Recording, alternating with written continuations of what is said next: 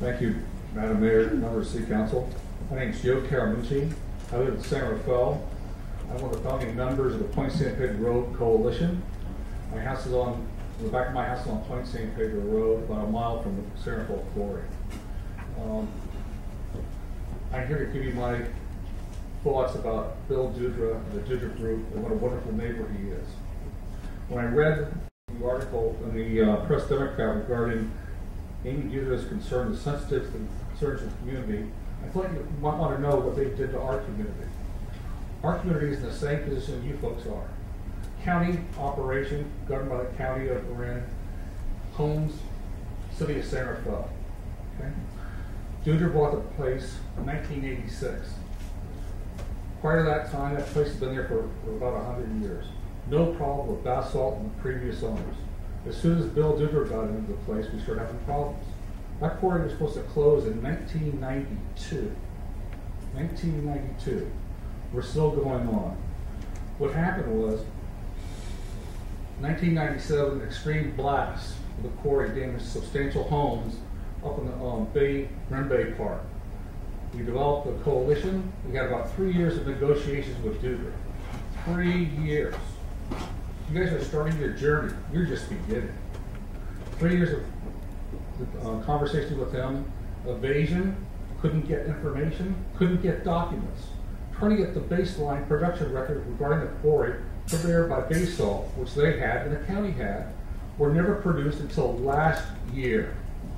It showed the production from 1982, and he helped stay behind the things. It was a private document, confidential information, which was a bunch of baloney. Finally, in 2000, the community had a planning department hearing. At that hearing, it was determined that DUTRA had built 10,000 square feet of office space, added onto his home, built a dock in the bay without building permits.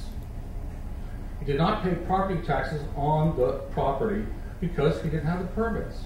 Also, he did not pay property taxes when he transferred the property from Basalt.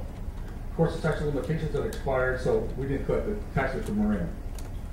Okay. In 2004, after additional time trying to solve the problems administratively, the coalition, along with the state of California, the Attorney General, the County of Marin, and other individuals, sued DUTRA for violation of the Business Act. The Judge Sutro, in that case, I have a copy of the decision here, stated that the quarry should have been operating, but did not operate consistent with the amended reclamation plan of 1982. The quarry operated in a manner that had great adverse impact on the neighborhoods. The quarry neglected, I think I have a couple other. Are there a couple other? Yeah, there are 2 other ones there. I will look for them and Okay. we'll put 3 minutes on there in the. The quarry neglected to follow an amended reclamation plan to reflect current operations, violation of the California Surface Mining Act, violation of state law, county and city of San Rafael ordinances. They were ordered to submit a new amended reclamation plan in 2004. What year is this? 2009? We're just getting the final EIR now.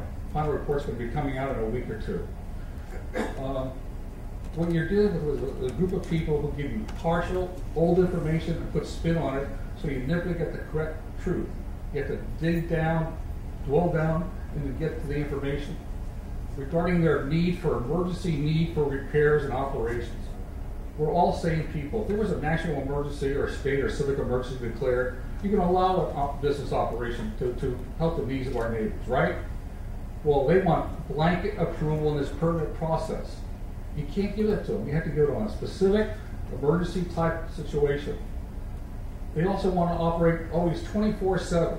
Why? Because they say they need it for the community roads. Where are these supplies coming from now? They're coming from someplace for night operations and so forth. Enclosed building. Go to the Polaris Mineral website. It's in the it's a Canadian company. They operate the Eagle Rock Quarry Receiving Station at Point Richmond. It houses 80,000 tons of aggregate materials in an enclosed building that's air conditioned. The stuff comes off the ships from Canada, comes into the bay, offloaded at 5,000 tons an hour, and loaded into the trucks for aggregate. This is the same material that's brought up here to Shamrock on barges from the bay. So they're not the only game in town for aggregate materials. We have been suffered so much from DUTRA, it's impossible to describe. I testified in the trial. I had videotape of trucks coming by with 3-second spacing between the trucks. 109,000 trucks behind my house. That's a lot. You know, it's very upsetting to even try to explain all this stuff to you, but I just have to do it. They turned around and violated the law. They dug the pit to 254 feet below the level they were supposed to 254. So they're supposed to be 200 feet below the thing. He turned around and the traffic increased just dramatically, and he keeps ignoring the facts. It didn't happen, and it won't happen again.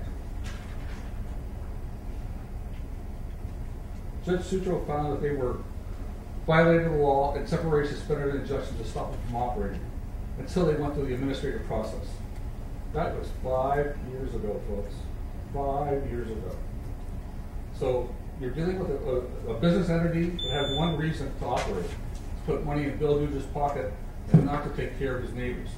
One last comment I'd like to make is your citizens of Petaluma are well served by city council helping them out and dealing with Bill Dutra. We don't have that luxury in San Rafael.